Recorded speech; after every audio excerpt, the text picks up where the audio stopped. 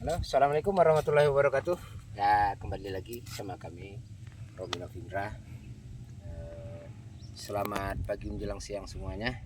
Baiklah, mari kita bersama-sama pada episode saat ini. Mari kita bahas yang keriting kuning atau sharing disebut daripada petani cabai virus. Apakah itu memang virus ataukah tidak? Mari sama-sama kita bahas, sama-sama kita belajar di sini apa yang sebenarnya penyebab dari keriting kuning, apa itu memang virus ataupun tidak. Tapi hemat kami, keriting kuning itu disebabkan dari beberapa faktor. Mari bersama-sama kita belajar bersama. Mudah-mudahan ini bisa bermanfaat bagi kita semua. Ini lahan cabai berumur 4 bulan 6 hari ya, sekarang tanggal 26 27 di 4 bulan 46 atau 47 hari. Mari bersama-sama sini boleh kita lihat pucuknya kemarin diserang trip. Silakan. Alhamdulillah ini lagi pemulihan ya, insya Allah mudah-mudahan ini tidak akan jadi virus. Inilah ciri-ciri pucuk yang terserang trip. Kalau keserang hama trip atau kutu, gulungan keritingnya ke atas, kayak perahu kayu kayak gitu. Jadi apabila trip atau kutu nginap di pucuk itu cuma 15 menit saja, maka dia di situ buang kotoran, di situ buang air liurnya, maka tanaman itu akan terinfeksi. Itu akan bisa menyebabkan virus.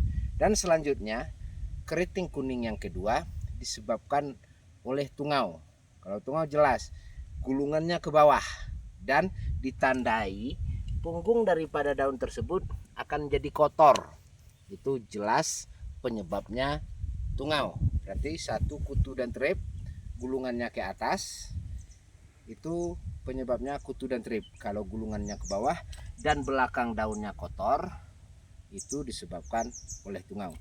Ada penyebab lain yang sering petani tidak ketahui, pucuknya juga keriting dan kuning, yaitu keriting dan ditandai pinggirnya hitam. Keriting ke atas dan pinggirnya hitam. Itu bisa dipastikan over insektisida. Pemakaian insektisida yang tidak mengikuti dosis-dosis standar itu akan menjadi over, maka dia akan keriting dan ujung-ujung pucuk tersebut menjadi hitam kayak kebakar. Itu jelas over insektisida atau over fungisida juga bisa. Dan ada keriting kuning yang lain, mari kita lihat.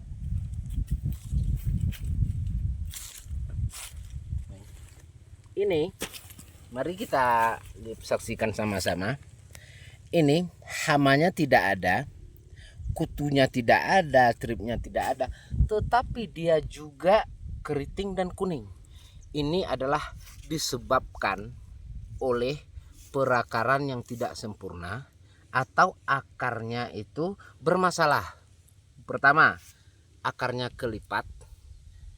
Kelipat disebabkan oleh media tanam ini terlalu keras, tidak gembur. Jadi apabila akar tunggalnya mau ke bawah, jadi mentok, tidak sanggup dia menembus tanah keras, ataupun ada batu di bawah ataupun ada kayu di bawah, dia akan melipat ke atas, akan menyebabkan seperti ini. Boleh? Oke, kita buktikan. Kita coba cabut. Bismillahirrahmanirrahim. Kita cabut. Nah, ini akar ini setelah bermasalah, dia tidak sempurna dan lurus, maka dia pucuknya menjadi kuning. Ini walaupun bagaimanapun juga ini kita rawat, dia tidak akan bisa menjadi sempurna. Kalau kena trip, kena kutu atau over insektisida, keriting kuning bisa dipulihkan. Kalau keriting yang kayak gini itu tidak akan bisa dipulihkan. Itu satu-satunya jalan, cabut dan diganti dengan yang baru. Nah, inilah yang sebagian petani yang tidak mengerti. Setiap keriting kuning menggulung ke atas itu disebabkan trip ataupun kutu, menggulung ke bawah disebabkan oleh tungau akan mengakibatkan virus. Benar. Tetapi tidak semua keriting itu virus. Contoh, kalau akar bermasalah kayak gini, ini bukan virus. Ini tidak akan menular. Dan apabila kita rawat, tidak akan bisa untuk dirawat dan dia tidak akan hidup normal. Dia akan kerdil, sementara yang lainnya akan tumbuh dan tumbuh. Ini tidak akan bisa lagi. Satu-satunya jalan memang harus dicabut dan diganti. Untuk menghindari hal tersebut, jadi apabila kita menggunakan bibit atau benih cabai melebihi daripada sebulan setengah di persemaian, berarti kan itu sudah tua, kita harus memotong akar tunggal, itu wajib dipotong baru ditanam. Dan akar-akar ini harus di grounding semuanya. Nah, untuk menghindari akar ini kelipat. Nah, memang ada sih faktor lain, akar bermasalah tidak kelipat, dia juga keriting, itu akarnya bermasalah. Lebih baik diganti daripada kita melanjutkan untuk merawat. Percuma, dia tidak akan bisa tumbuh maksimal. Ayo kita lihat lagi yang lain, kita cari. Ini ada beberapa yang akarnya bermasalah. Nah, ini coba sahabat tani semua, ini tanaman cabai ini ada beberapa batang, ada 3 batang, tapi satunya bermasalah. Nah, bisa dilihat, inilah yang disebut dengan akar yang bermasalah. Ini bukan kena trip, ini bukan kena kutu, bukan kena tungau, dan juga bukan overdosis. Ini akarnya bermasalah. Kalau kena trip, berkemungkinan semuanya akan diserang oleh trip karena dia satu media. Nah, jadi boleh kita buktikan, silakan kita buktikan. Nah, kalau akarnya telah begini, bengkok dan mempunyai cabang-cabang di ujung kayak gini, kan akarnya mentok. Kalau mentok akarnya, dia tidak akan maksimal untuk menyerap nutrisi yang kita kasih, maka menyebabkan hal-hal yang demikian. Kalau kena trip, kena tungau, mungkin kesemuanya akan diserang oleh hama tersebut. Ini cuma satu, berarti cuma satu ini yang bermasalah, udah cabut saja. Oke, kita lihat yang lain. Sudah ada. Tapi biasanya di suatu lahan itu paling-paling ada 1-2% yang terjadi hal-hal demikian. Karena lahan pertanian kita tidak semuanya rata gembur, ada spot-spot yang keras, ada juga spot-spot yang pH-nya juga mungkin masih rendah. Itulah menyebabkan akarnya bermasalah atau tidak normal. Ini satu contoh. Dengan penanaman yang sama dengan yang lain, nah, coba ditengok ke sini. Dengan ini semuanya sama-sama hari itu ditanam, tetapi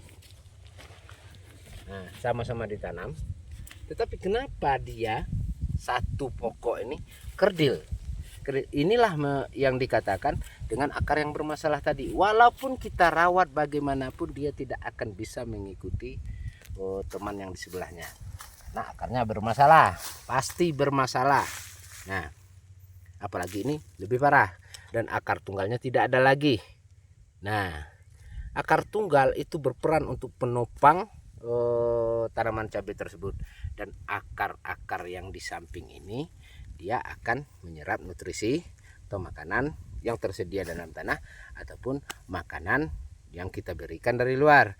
Tetapi kalau dia tidak mempunyai akar tunggal yang normal, maka hidupnya akan begini. Nih, jelas akar tunggalnya bengkok karena mungkin di sini memang lahannya agak berbatu, mungkin mentok di ada bebatuan di bawahnya. Nah, benar. Nah, benar ada batu di bawahnya, berarti mungkin tadi akarnya di sini. Nah, itulah menyebabkan dia tidak menjadi normal. Jadi setiap keriting kuning itu belum tentu virus, belum tentu disebabkan oleh kutu, trip ataupun tungau. Tapi setiap virus itu pasti disebabkan oleh kutu ataupun trip. Nah, itu harus kita bedakan. Jadi mudah-mudahan ini sekelumit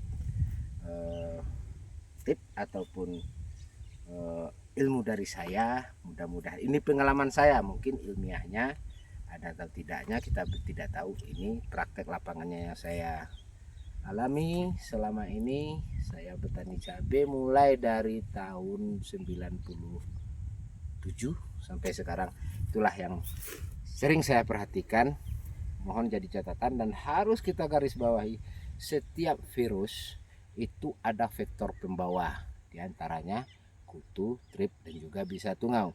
Tetapi setiap keriting yang kuning itu belum tentu disebabkan oleh kutu, trip, ataupun tungau, ataupun hama-hama yang lainnya. Itu harus kita bedakan. Kita harus bijak, kita harus tahu penyebab. Jadi apabila tanaman kita itu diserang keriting kuning ataupun virus kebini bahasanya begitu, kita cari penyebabnya dulu. Apakah kena trip, apakah kena kutu, apakah kena tungau, atau akar yang bermasalah. Mungkin untuk sementara itulah yang dapat kami sampaikan. Mudah-mudahan bermanfaat. Kalau ada ya istilahnya yang penasaran, silakan hubungi di WA kami 0822 8434 8178. Kita siap untuk menjawab. Ini kenapa kami pada episode ini kita membahas keriting kuning. Ada beberapa WA dari sahabat tani yang lain yang berasal dari Aceh dan Sumatera Utara. Mari bersama-sama kita membahas keriting kuning. Jadi pertanyaan dari sahabat petani Aceh dan Sumatera Utara telah terjawab. Mudah-mudahan ini bermanfaat bagi kita semua. Dengan ini kita bisa menaikkan hasil produksi kita, khusus untuk tanaman cabai apapun itu yang kita tanam. Tapi rekomendasi jelas untuk ketahanan virus layu fusarium, antraknosa. Kami mempunyai bibit, yaitu bibit loker telur berasap, satu-satunya lokal Kabupaten Kerinci Provinsi Jambi, yang insya Allah itu bisa beradaptasi di segala dataran rendah, menengah, dan dataran tinggi. Tetapi rekomendasi betul itu di dataran menengah ke atas. Baiklah, mungkin itu yang bisa kami sampaikan. Mudah-mudahan ini bermanfaat bagi kita semua. Kalau ada benarnya silakan dipakai dan sebarkan kepada yang lain. Kalau memang tidak ada benarnya, sudah dibuang saja. Mudah-mudahan ini bermanfaat. Kami akhiri, wabillahi taufiq wal hidayah. Assalamualaikum warahmatullahi wabarakatuh. Salam petani cabai loker.